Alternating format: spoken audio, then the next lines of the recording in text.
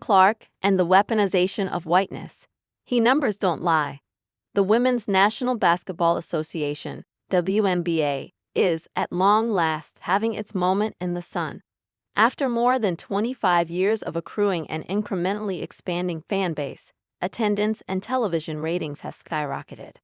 Players like Angel Reese and Kelsey Plum have become social media stars, and the league is even driving the chatter in the hyper-macho world of sports talk radio.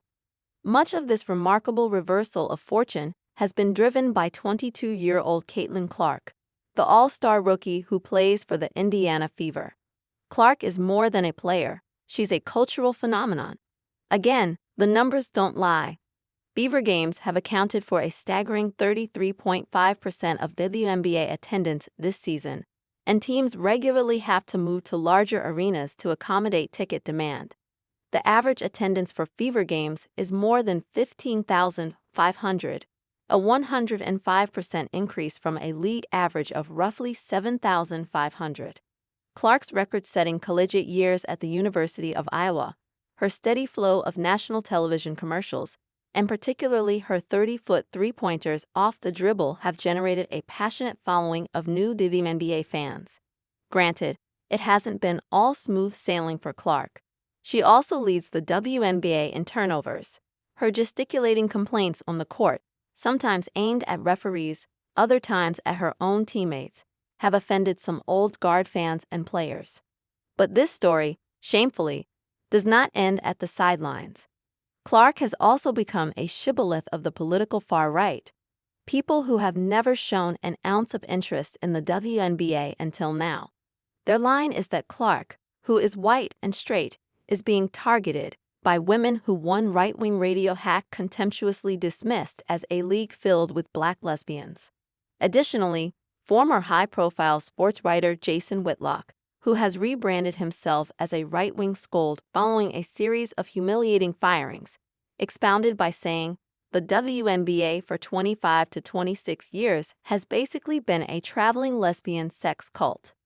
The Chicago Tribune published an editorial defending Clark from hard fouls, describing one in particular as an assault. Even a backbench Republican U.S. representative from Indiana named Jim Banks spoke out against the targeting of Clark. This is all absurd, of course, as it's the reactionary old saw from decades past that white, straight women must be protected, particularly from black antagonists, at all costs. Hard fouls are assaults, and Clark, that damsel in distress, must be protected from the hordes. The Whitlocks of the world are just reviving and replaying an old lynchers classic. This right-wing onslaught does more than just pollute our political air. It does a profound disservice to the athletes of the WNBA, who are playing the best brand of women's basketball we have ever seen. As Washington Post sports writer Candace Buckner told the BBC, "I'm just taken aback that the new fans are so shocked. It's a contact sport. It's almost as if you were a new opera fan and you were surprised there was music." Pressure has risen for Clark to denounce these revanchists riding on her back. For several weeks, Clark seemed to pretend it wasn't happening, but eventually, silence began to look like complicity. This began to frustrate other players. Connecticut Sun guard Dejonae Carrington took to social media to say, "Dog, how one cannot be bothered by their name being used to justify racism, bigotry, misogyny, xenophobia, homophobia, and the intersectionalities of them all is nuts. We all see the asterisk, we all have a platform, we all have a voice, and they all hold weight. Silence is a luxury." Clark had to say something. "It's disappointing," she said. "The women in our league deserve the same amount of respect, so people should not be using my name to push those agendas."